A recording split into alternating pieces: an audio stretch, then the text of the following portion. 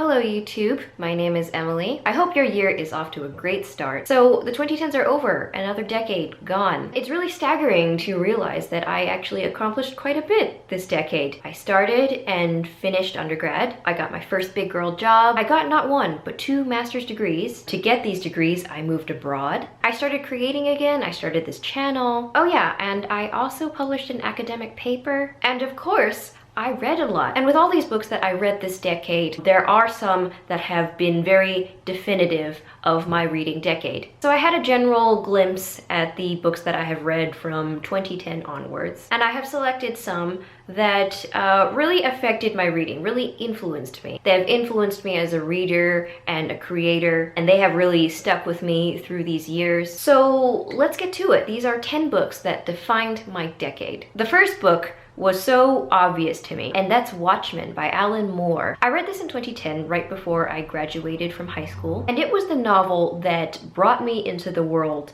of graphic novels or comic books. There was really nothing like it that I had read before. It really got me into the idea of anti-heroes and complicated characters that aren't good people but are still very compelling. It really just hit me at that right time in my life where I was just looking for something that validated all this complicated stuff that was going on inside of myself. And since then, I've followed Comic Book Girl 19's Watchmen book club, which made me revisit how complicated and philosophically layered this book is. And of course, the book is a work of art. The artwork is so well done and so well structured. It really does bend the graphic novel medium, and just transcending the idea that graphic novels are just cartoons or films that don't move. And this book just really long-term has colored my idea of what complex character development looks like. Really just an iconic work. I really would not be who I am now without Watchmen. The next book on my list is another graphic novel of sorts. It's Hyperbole in Half by Ali Brosh. This is Ali Brosh's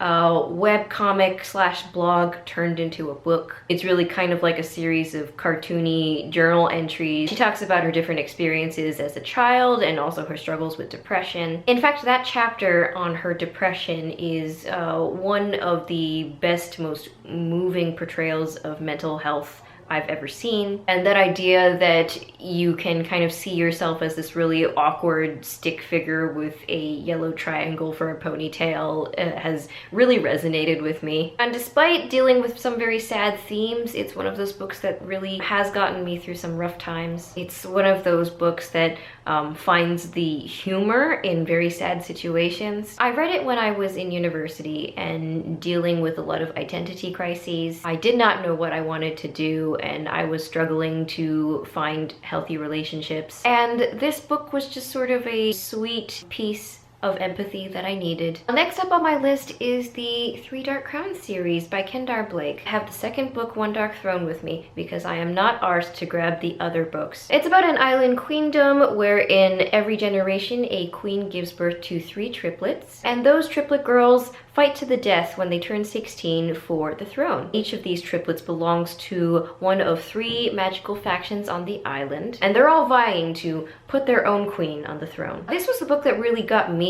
into YA fantasy and really showed me the sophistication of the YA genre. It reads very well for young adults, but also you can appreciate it a lot as a political drama and a fantasy drama. It's quite rare to find a series that does politics really well. I mean, this is almost like a matriarchal Game of Thrones, and this is one of those series that has really stuck with me and defined what I like really in young adult. Next on my list is Dune by Frank Herbert. This is such an iconic work of sci-fi. This is set in a very, very futuristic universe where most technology, except very basic technology, has been abandoned, and a lot of the focus is put on the progress of the human mind. And in this universe, one of the most important substances is spice melange. It enhances your abilities, but also is highly addictive, and you can die if you stop taking it. And it's harvested on this planet called Arrakis, or Dune. The main character is Paul Atreides, and his father, Duke Leto Atreides, is placed in charge of Arrakis. And their family gets drawn into this very large, complicated political conspiracy. This book is so iconic, and yet there is somehow nothing like it. It's a work of science fiction, but it's somehow very fantastical in certain ways. I loved how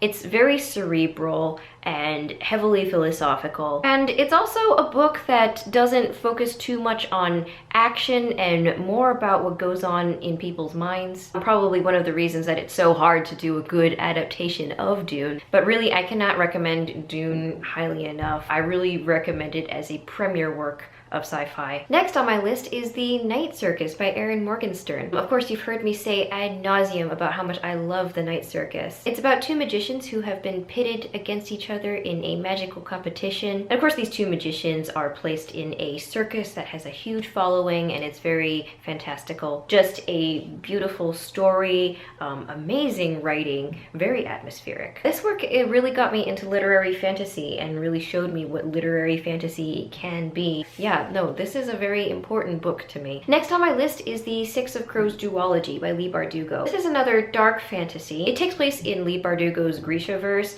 after her Shadow and Bone series. It's about a band of misfits led by Kaz Brekker, and they're just a bunch of teenagers who don't fit in anywhere else in society, and they're sent on a very impossible heist. And along the way, we learn about their different characters and the different traumas they've been through, and we see them bond over the course of the book. But yeah, this is still one of my favorite fantasies that I've read this decade. It's also one of those series that I found when I discovered YA and realized how good this genre could be and let me appreciate it a lot more. Next up on my list is the Sandman graphic novel series by Neil Gaiman. This series was life-changing. I'm not exaggerating. It bends the graphic novel genre, but in a different way from Watchmen. It's a series about these siblings called the Endless, and they represent different aspects of existence, like death and desire and destruction. But we focus on one particular one called Dream, or the Sandman. And over this series, we read about how he affects different people's lives and the different adventures he goes through. It's a fantasy, but it's also heavily philosophical and, of course, very dreamlike. The art is always wonderful. And it's one of those books that made me realize how good graphic novels could be. And it's also a book that got me back into reading. Back when I was struggling to read a lot of novels, I picked up Sandman,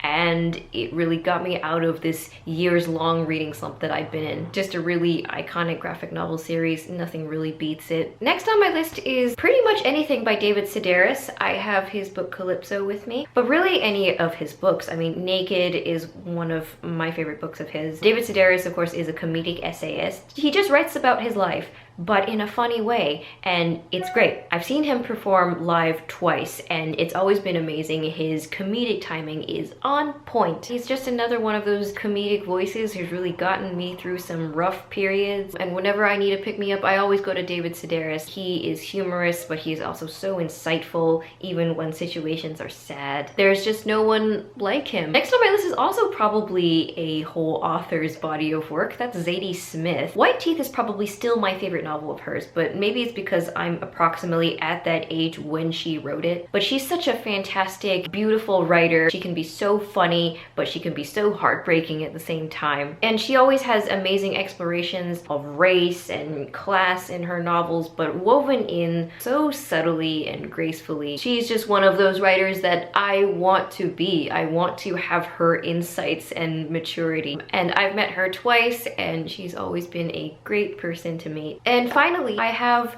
A Song of Ice and Fire by George R.R. Martin. Like Lord of the Rings, Song of Ice and Fire really defined how I saw world building. I got into it through the Game of Thrones show, like many people did, but because I'm really used to that Tolkien-esque style of world building, intricate worlds and families and countries, I was really into that really intricate world building style that George R.R. Martin has. He always puts in these backstories about families and their histories and how they came to fall or rise. And of course, no one beats George R.R. Martin at complex character writing. He writes such a wide range of characters, from kids, teenage girls, old men, villains. Of course, all of his characters are quite gray, but even his worst characters, he can make you empathize with them. And of course, Dance with Dragons ended on a great cliffhanger. And of course, the show did not do justice to this series. I think season 8 really did a bunch of characters dirty and really cheapens the whole franchise. So I'm really hoping that George R.R. Martin's conclusion to this series, whenever he releases it, will redeem that, and I hope we all get the ending that we deserve. So that's it for books that defined my decade. It's been a really great reading decade. It's been awesome to rediscover reading again. Let me know down below what books defined your 2010s. In the meantime, you can follow me on Twitter, Goodreads, and Instagram. Subscribe to my channel and like this video, and I'll see you in my next one.